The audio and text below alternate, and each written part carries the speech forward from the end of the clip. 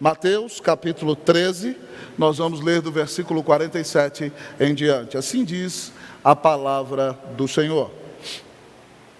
O reino dos céus é ainda semelhante a uma rede que, lançada ao mar, recolhe peixes de toda espécie.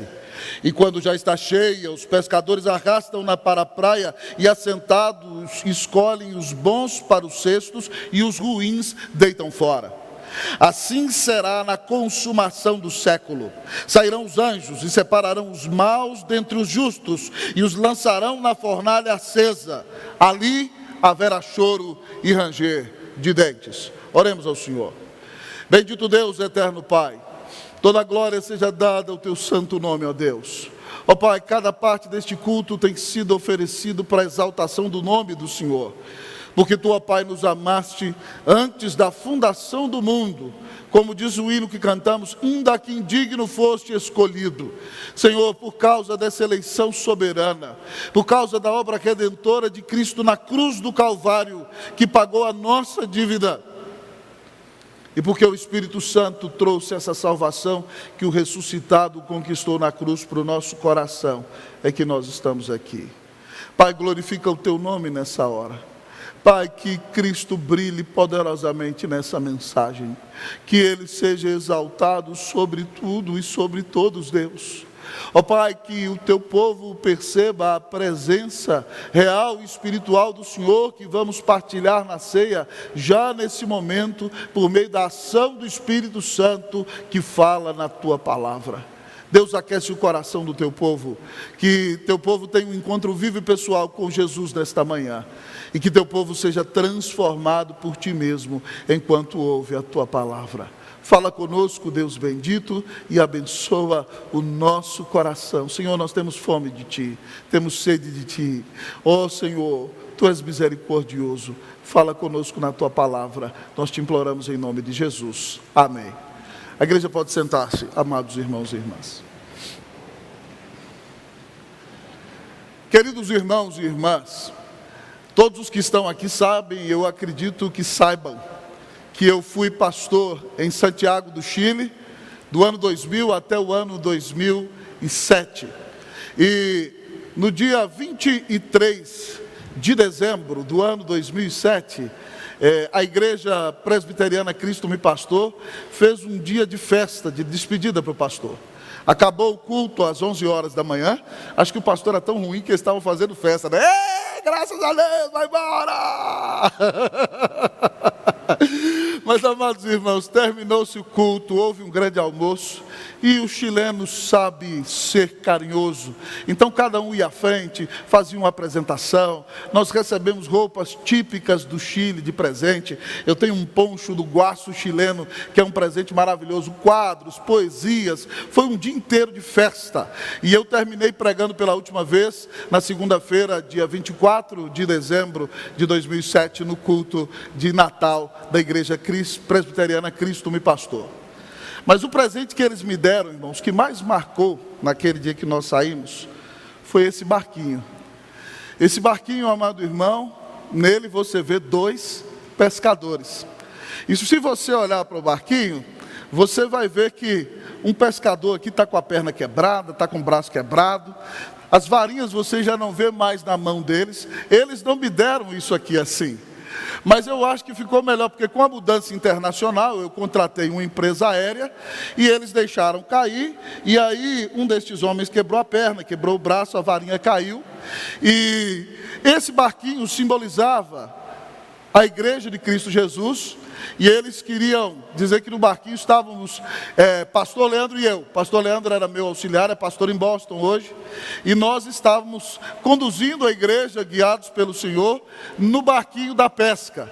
Mas o ministério é desafiador, então eu fiquei muito feliz. Eu falei, Deus, agora está mais real. Às vezes o pescador quebra a perna, quebra o braço, mas tem que continuar pescando para a glória e para a honra do nome de Jesus. E talvez vocês me digam, pastor, por que eles deram esse barquinho para o senhor? É um barco de cobre, ele é pesado.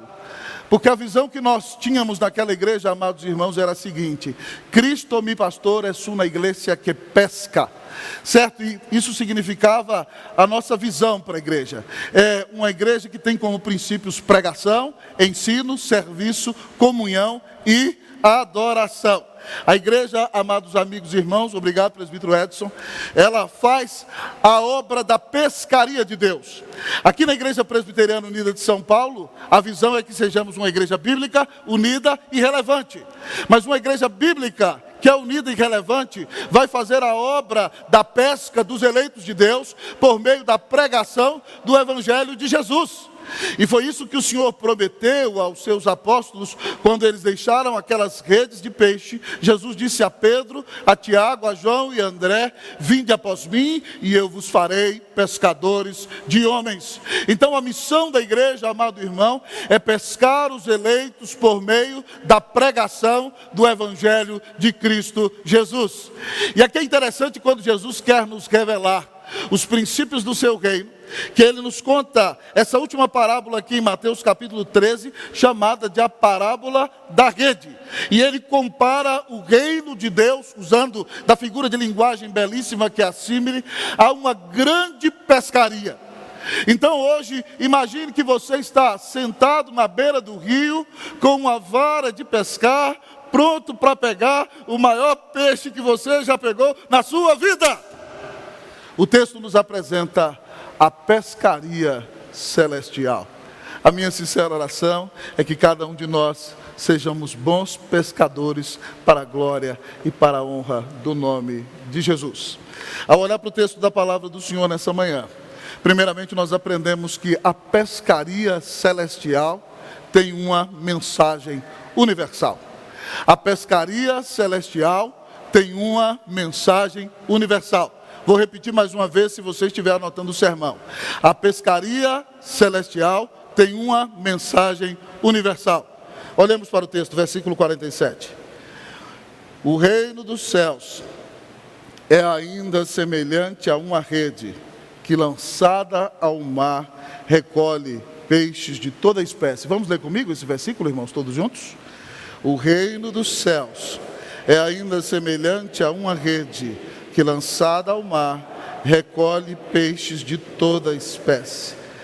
Jesus aqui está se referindo a uma modalidade de pesca muito conhecida dos seus discípulos. Quando os discípulos pescam no mar da Galileia com rede, eles fincam uma estaca na praia, e a rede deles tem 2 metros de altura, mas ela tem até 1 quilômetro de extensão. Então os pescadores fincam a rede na praia e vão com o barco navegando e fazem uma volta no mar. Fazem uma volta quando eles estão mais ou menos a 500 metros da praia. Eles fazem uma volta no mar e aí eles vão trazendo a rede. E depois então, eles ficam atentos aos cardumes de peixes que vão passando por ali. Inclusive eles vão até batendo a mão na água, para que os peixes se dirijam, ou seja, para que eles saiam em direção àquela rede, amados amigos e irmãos. E a palavra de Deus então nos ensina que eles voltam e pescam grande quantidade de peixes. O que o texto quer nos ensinar aqui, amados irmãos, é que a mensagem do Evangelho é universal. Você verá mais adiante que eles pescam peixes bons e peixes ruins. Eles pescam de todo o tipo de espécie que há no mar da Galileia. Alguns comentaristas dizem que há pelo menos 13 espécies de peixes únicas do mar da Galileia.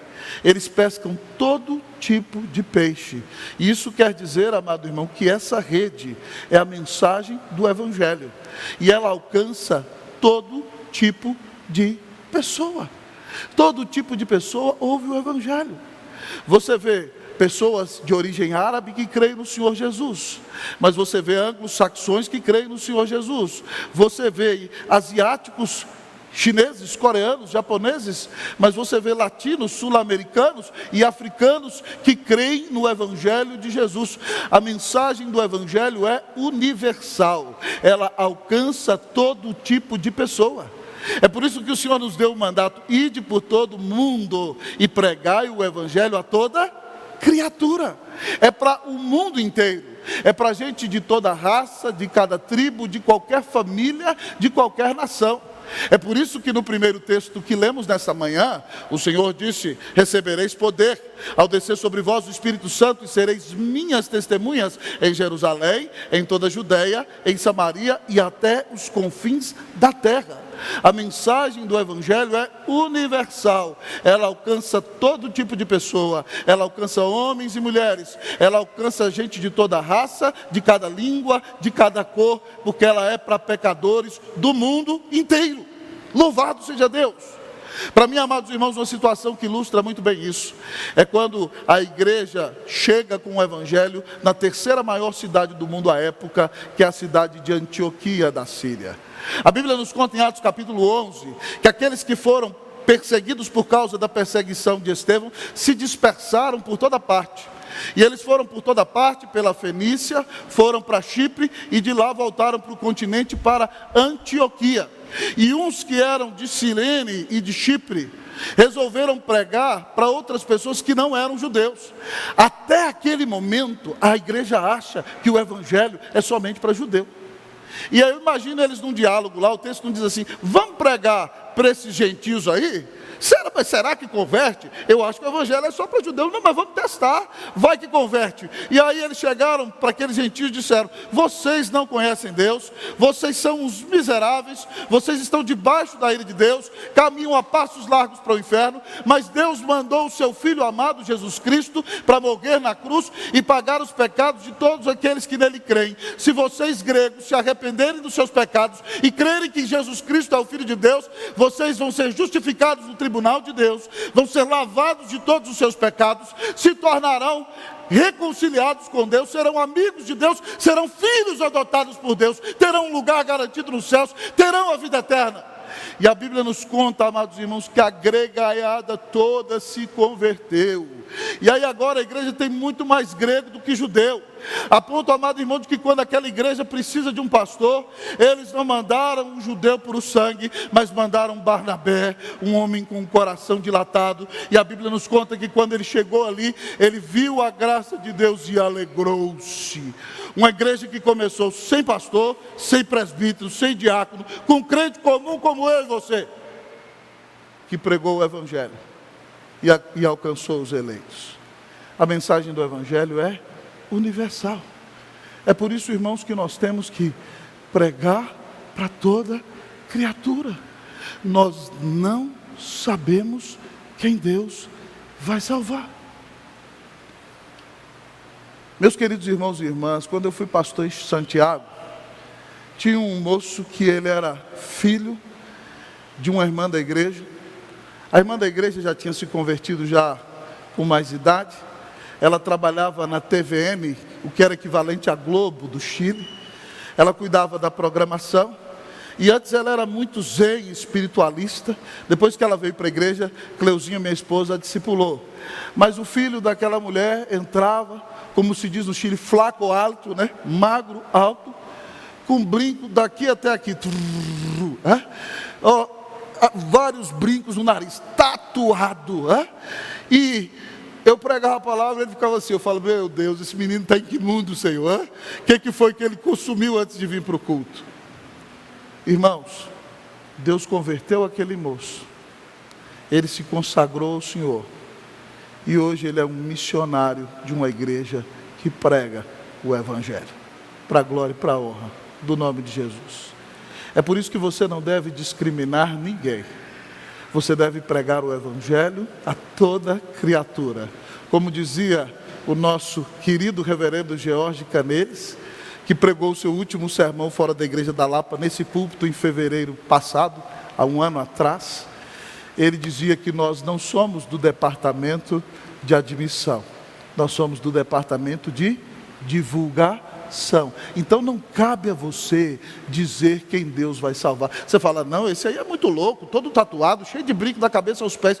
Pois Deus quer salvar a este, para a glória e para a honra do nome de Jesus. E ele vai pregar aos seus amigos, e os seus amigos virão a Cristo, para a glória e para a honra do nome de Jesus. Então a pescaria celestial tem uma mensagem universal. Portanto, meu amado amigo e irmão, não só negue o evangelho a ninguém, mas pregue para os seus familiares, pregue para os seus vizinhos, pregue para os seus colegas de escola, pregue para os companheiros de universidade, pregue para os seus professores, pregue para os companheiros de trabalho, pregue para as criancinhas, pregue para os adolescentes, anuncie Cristo para os jovens, diga aos velhos que a esperança deles está única e exclusivamente na fé em Cristo Jesus, que morreu na cruz para pagar os pecados de todos aqueles que nele creem. Anuncie o evangelho a toda criatura.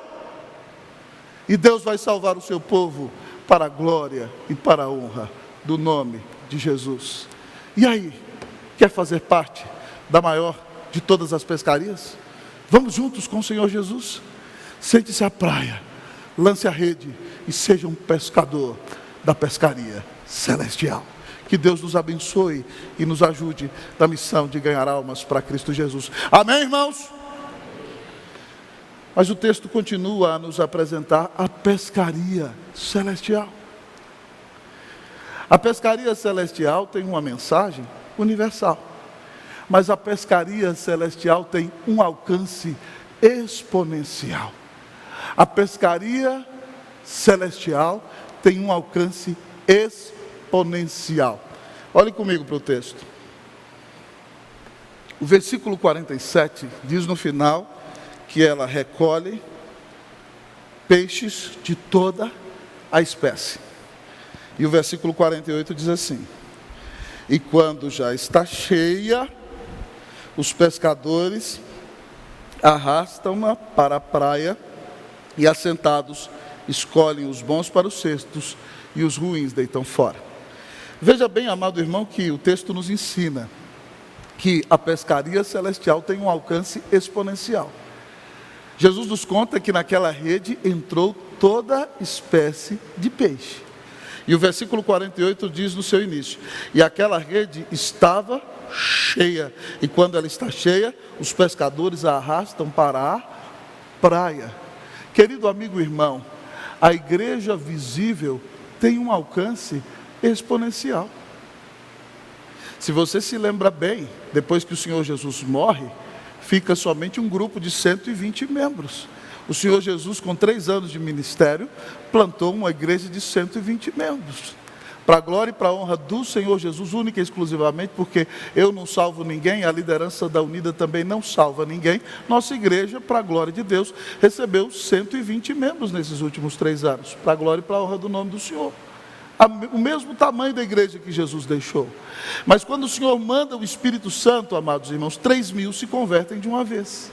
Depois do outro sermão, mais 2.000. Então a igreja passa já agora a 5.120 membros. E depois o evangelho chega a Samaria, quando Filipe ele prega um grande avivamento, milhares se convertem. E depois ele chega a Cesareia, e ele vai chegando às cidades gregas, e de repente ele chega à Europa, e ele chega à capital Roma, e Paulo, antes de morrer, provavelmente pregou o evangelho até na Espanha. Veja bem que o alcance do evangelho é exponencial.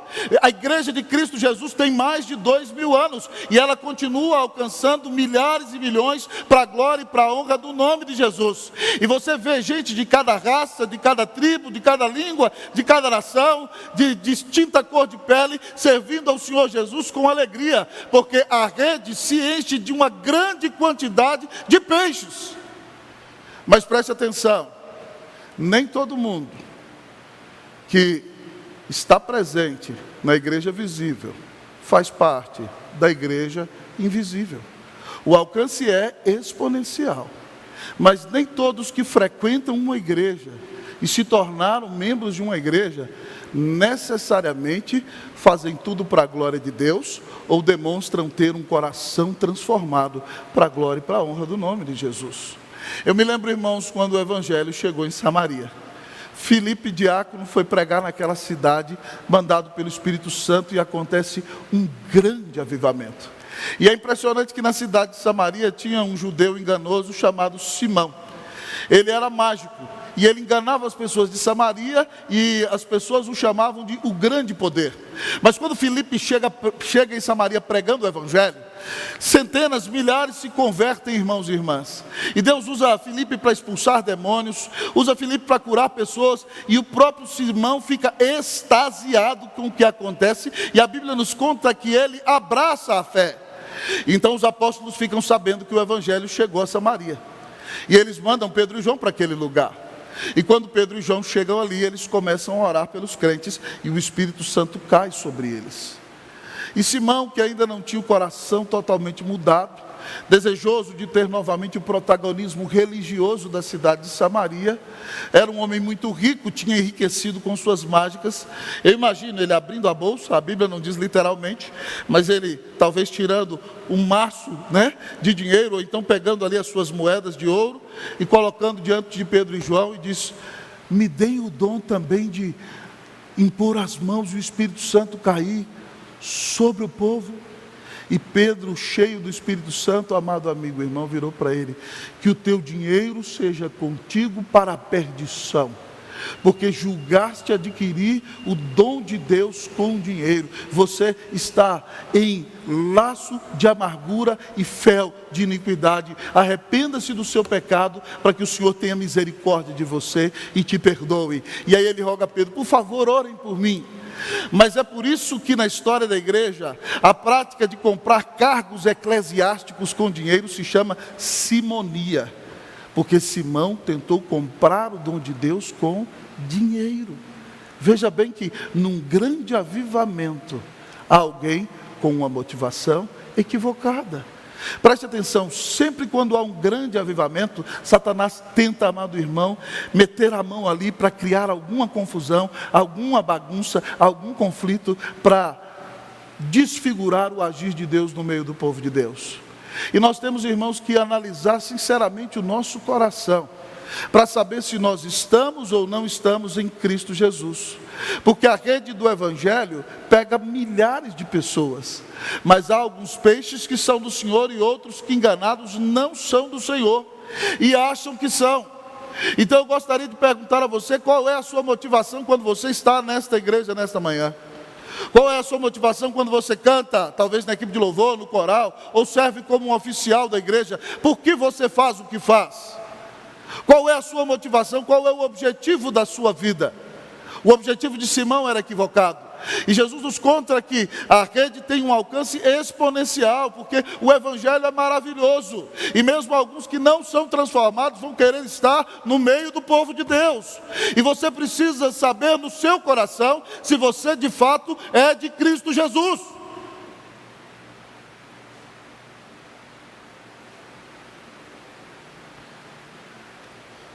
Se você ainda não leu, eu recomendo a você que leia o livro Deus Pródigo, do reverendo Timothy Keller, o pastor presbiteriano mais influente da atualidade no mundo.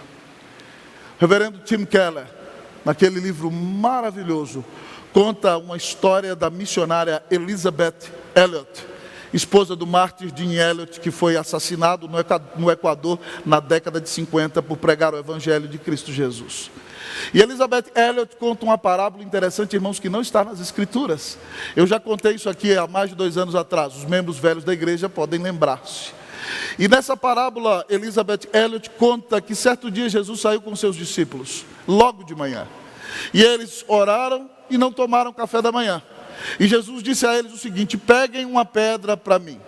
Então, alguém pegou a pedra do tamanho da tapa desse púlpito, outro pegou uma pedra maior. Pedrão, muito inteligente, falou: ele não falou o tamanho da pedra. Então ele pegou 2 pedrinhas e botou no bolso da sua túnica.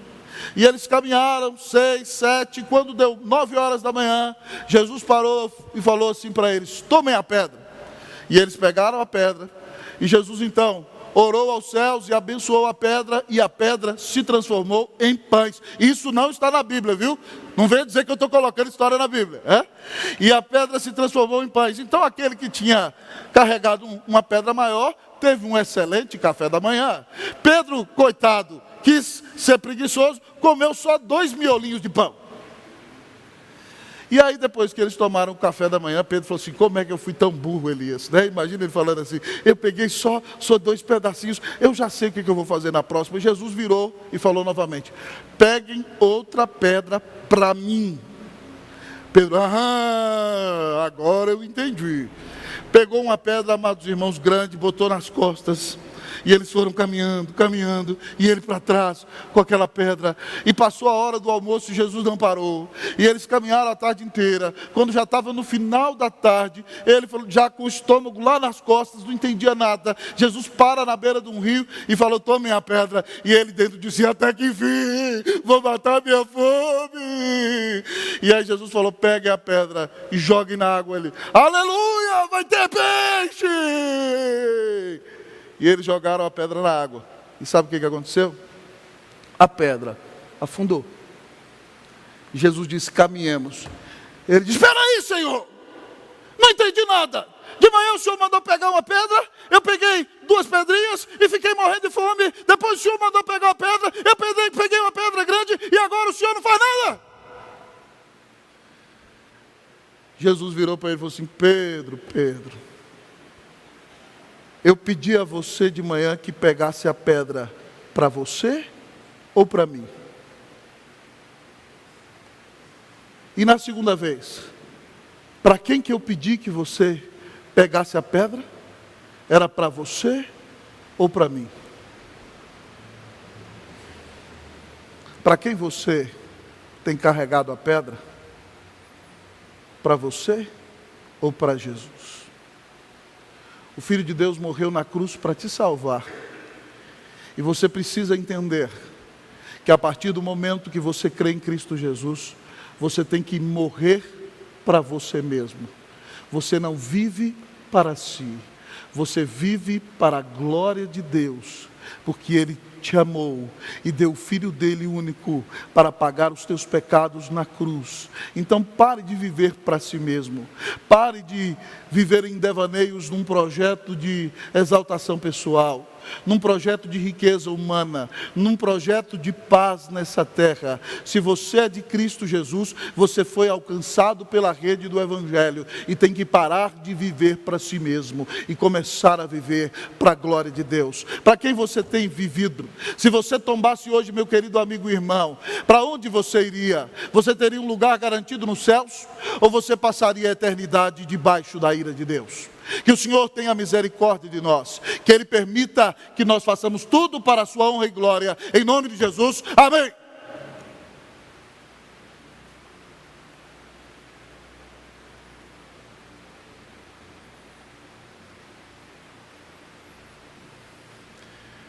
Vai ficar aí parado? Ou vai tomar a sua varinha de pescar e entrar na maior de todas as pescarias? Hoje o Senhor nos convoca para que nos alistemos para a grande pescaria celestial. Que Deus faça de você um pescador de almas. Que Deus faça da irmã uma pescadora de almas em nome de Jesus. Ah, queridos irmãos e irmãs, a pescaria celestial, como nos disse o texto, tem um alcance exponencial, tem uma mensagem universal. Mas o que mais terá para nós a pescaria celestial? A pescaria celestial tem uma separação final. A pescaria celestial tem uma separação final. Vou repetir mais uma vez para quem está anotando. A pescaria celestial tem uma separação final. Olhemos para os versículos 48 a 50. Leiamos todos juntos, irmãos, numa só voz. E quando já está cheia, os pescadores arrastam-na para a praia, e assentados escolhem os bons para os cestos, e os ruins deitam fora. Assim será na consumação dos séculos. Sairão os anjos e separarão os maus dentre os justos, e os lançarão na fornalha acesa. Ali haverá choro e ranger de dentes. A pescaria celestial termina com a separação final. É impressionante, irmãos, que essa parábola se aplica a quem foi alcançado pela rede do Evangelho. Se aplica a pessoas que, de alguma maneira, foram tocados por aquela rede. Pessoas que ouviram aquela mensagem, ou até vieram para a igreja, ou até se fizeram membros, mas nunca tiveram um compromisso real com Jesus. E aqui o texto é muito forte, e é muito importante que você entenda, porque talvez você creia no maniqueísmo existencial que domina a humanidade até nos dias de hoje. E até as pessoas que frequentam a igreja acham que existem no mundo a classe dos bonzinhos e dos mauzinhos. E você olha para os bonzinhos e eles têm uma auréolazinha na cabeça e andam tocando harpa, pulando de uma nuvem para outra. E os capetinhas são chifrudinhos e ficam ali espetando a vida dos outros. Não é assim, irmãos. A Bíblia ensina que todos nós somos pecadores. Todos nós merecemos a ira de Deus. Todos nós nascemos maus. Como disse Davi, eu nasci em pecado me concebeu minha mãe. Todos nós, em nossos pecados, ofendemos o Deus Santo. E todos nós merecíamos ir para o inferno, porque nós não fizemos caso do Deus Celestial. Lá veio o reverendo com essa pregação de inferno. Estamos no século 21, reverendo, isso não cabe nos dias de hoje. Claro que cabe. Imagine, meu querido amigo e irmão, se um assassino entrasse na sua casa e arrombasse a porta da sua casa e roubasse os seus bens principais e de repente então assassinasse seu pai, sua mãe, estuprasse a sua irmã e depois tocasse fogo na casa e tocasse fogo neles vivos, você não gostaria de justiça? A justiça está inerente em você, porque você foi criado por um Deus justo. E se Ele é a pessoa mais importante do universo, todos nós deveríamos viver para amá-lo, para glorificá-lo, para adorá-lo, para servi-lo, para ouvir sua palavra, para buscá-lo em oração, para louvá-lo todos os dias. E nós não fazemos isso. Nós vivemos na maioria do tempo para nós. E se nós não honramos a pessoa mais importante do universo, ela tem todo o direito de fazer conosco aquilo que ela quer, porque nós não demos a ela a honra da qual esta pessoa era digna. Então não me venha com churumelas, dizendo que Deus não tem direito de ser juiz. Se Ele nos fez para a glória dEle, Ele é juiz. E ainda que você queira negar, haverá um julgamento final. Ninguém pode salvar-se, pastor. O senhor acabou de dizer que todos somos pecadores. É verdade, queridos irmãos e irmãs. Mas a Bíblia diz que todo aquele que se arrepende dos seus pecados e crê que Jesus Cristo é o Filho de Deus e morreu na cruz para salvá-lo, a Bíblia diz que se você crê assim, Deus te justifica no tribunal dele. É como se fosse, imagine você num julgamento e Deus, você crê em Jesus e Deus diz assim: eu te declaro inocente. Eu te declaro justo pela fé no meu Filho Jesus Cristo. Então você é justificado pela fé no tribunal de Deus. E agora você veste a veste de Jesus. Você foi perdoado dos seus pecados. Você foi reconciliado com Deus. Você se tornou amigo de Deus. Deus de papel passado te adota como filho. E agora o Espírito de Deus vem morar no seu coração. E você tem um lugar garantido nos céus. Veja bem que não é por mérito do homem, é pela fé naquilo que Cristo fez na cruz. Então, se você quer ser perdoado de seus pecados, nessa manhã se arrependa da vida de pecado que tem levado. Diga: Deus, me perdoe, porque eu não tenho amado o Senhor como deveria, mas eu me arrependo e creio que Jesus Cristo é o Filho de Deus que morreu na cruz para me salvar. E se você crê, nesse momento o Espírito Santo vem habitar no seu coração e você é perdoado de todos os pecados e tem comunhão com Deus, tem vida eterna e terá a paz do Senhor em tua vida. Que Deus tenha misericórdia de você. É disso que o texto está falando. Ele diz que no final dos tempos, os anjos são estes homens aqui que pegam os peixes que não estão bons e lançam fora, e os peixes que estão bons colocam nos cestos. Diz o texto aqui claramente: assim será na consumação do século. No final de tudo, os anjos de Deus sairão e separarão os pecadores maus dos pecadores justos. E aqueles pecadores maus serão lançados na fornalha acesa. Ali haverá choro e ranger de dentes. Se você crê em Cristo Jesus, você ficará livre da ira eterna e você estará no cesto da graça de Deus. Mas se você rejeita a Cristo Jesus, a Bíblia diz que você estará na fornalha acesa, onde será queimado eternamente e a ira de Deus cairá sobre você. Jesus, quando conclui, irmãos e irmãs, um dos maiores sermões da história, Chegando ao final do Sermão do Monte, ele diz: nem todo aquele que me diz Senhor, Senhor, entrará no reino dos céus, mas aquele que faz a vontade de meu Pai, que está nos céus. E aí ele diz: naquele dia muitos me dirão, Senhor, em teu nome nós não profetizamos. Profetizar é pregar. Haverá pregadores do inferno. Senhor, nós não pregamos a tua palavra. Em teu nome nós não expelimos demônios. Exorcistas estarão no inferno. Em teu nome nós não fizemos muitos milagres. Pessoas usadas para realizar milagres estarão no inferno. E Jesus dirá: apartai-vos de mim, vós os que praticais iniquidade.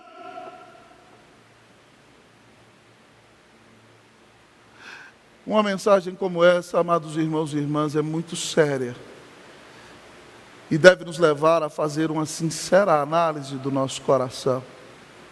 Você está em Cristo Jesus? Não adianta ser filho do pastor. Se não crer no Senhor, vai queimar do inferno de fogo. Não adianta ser de uma família importante da igreja. Não adianta ser presbiteriano de milésima geração. Não adianta, meu amigo e irmão, não adianta você ter muito dinheiro no bolso. Se você não crê em Cristo Jesus como seu único Senhor e Salvador, você vai ser lançado na fornalha de fogo.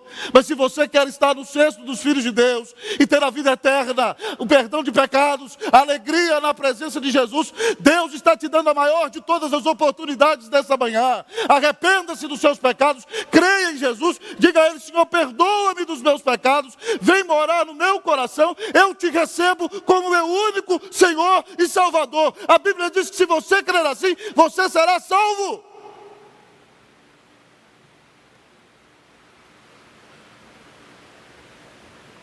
Hoje é dia de salvação nessa casa. Onde você quer estar? Na fornalha ou no cesto? Ainda que seja um pecador tão terrível, pela graça de Jesus, eu vou estar no cesto. Que Deus tenha misericórdia de nós nesta manhã, irmãos. Que nós saibamos que há uma separação final. E que o fato de saber que há uma separação final comova tanto o seu coração, que você deixe de sonegar o Evangelho às pessoas. Que você deixe de ser um político existencial. Não, eu não vou falar nada para não ofender ninguém. E aí no dia final, o seu amigo vai estar lá: Senhor, eu estive ao lado de fulano o tempo todo e ele nunca me disse nada. Você não vai perder a salvação por causa disso, porque não depende de você. Mas que você vai ter uma vergonha eterna, vai. Hoje o Senhor chama, não só você que está aqui a crer em Jesus, mas nos chama como igreja, a abrirmos a boca e anunciar a maior de todas as bênçãos que recebemos, que é a salvação em Cristo Jesus.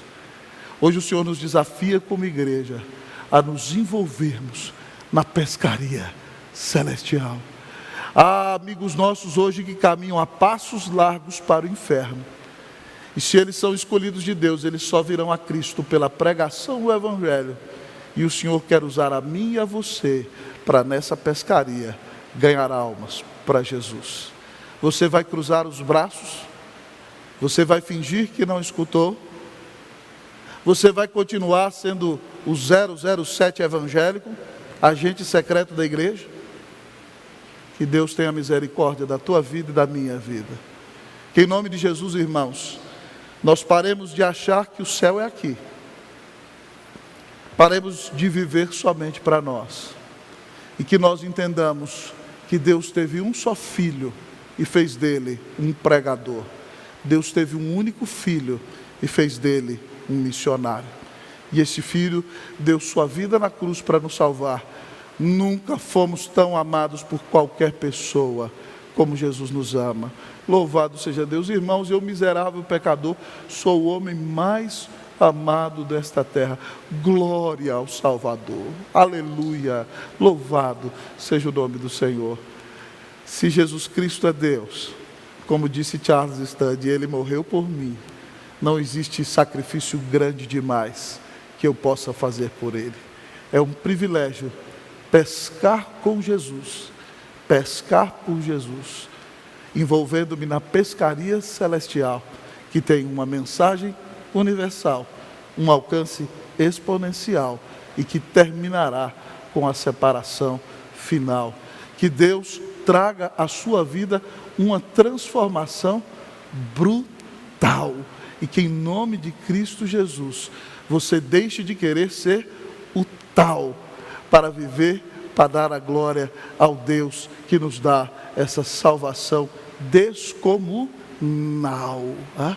para vivermos alcançando o Evangelho de maneira exponencial.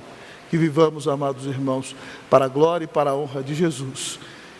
Que o Senhor nos dê a bênção de ganhar almas para Jesus. Que oremos como John Knox: dá-me São Paulo para Jesus, senão eu morro. Que Deus nos abençoe na pescaria celestial, em nome de Jesus. Amém.